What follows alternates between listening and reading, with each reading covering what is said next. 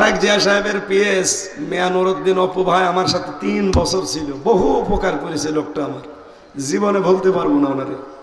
বিশেষ করে গিয়াসউদ্দিন মামুন ভাই তারেক জিয়া সাহেবের বন্ধু। আমি অপু ভাইয়ের অনেক উপকার পেয়েছি ভেতরে, কারণ ভেতরে কেউ কারো না, খুব কঠিন জায়গা, ওটা একটা আলাদা জগৎ।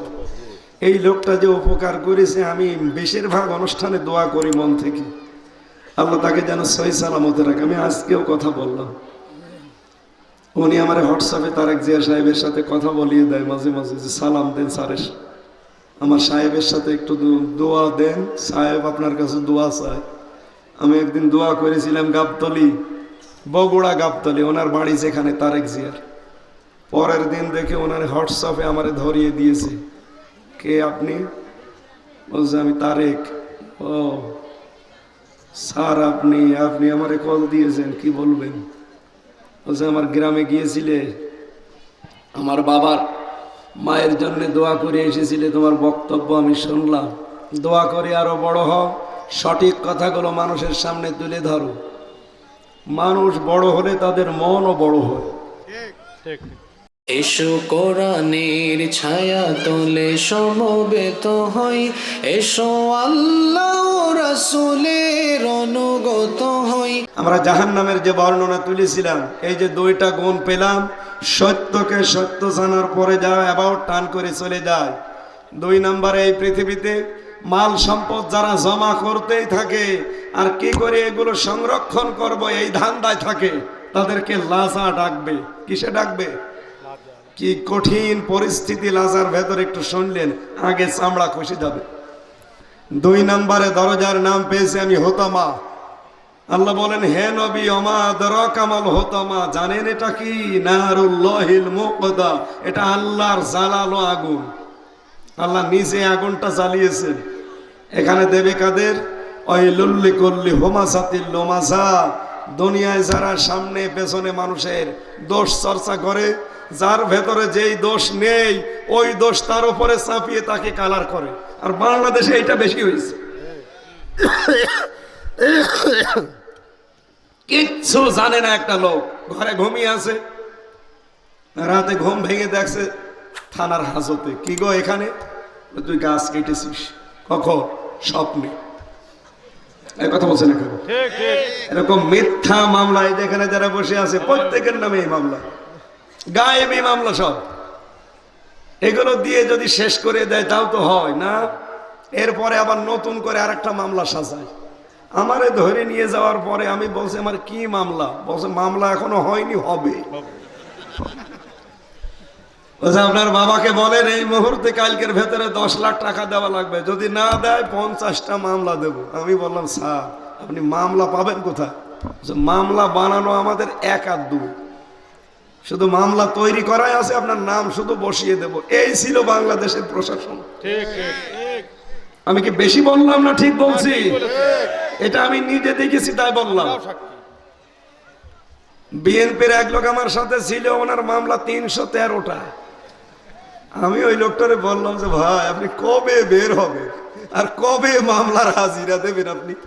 হ্যাঁ, 313টা মামলা যারা দেয় তাদের বিবেক নেই। 2টো মামলায় আমার জীবন শেষ হয়ে গেল। তারেক জিয়া সাহেবের পিএস মিয়া নুরুদ্দিন অপু ভাই আমার সাথে 3 বছর ছিল, বহু উপকার করেছে লোকটা, আমার জীবনে বলতে পারবো না ওনারে। বিশেষ করে গিয়াসউদ্দিন মামুন ভাই তারেক জিয়া সাহেবের বন্ধু।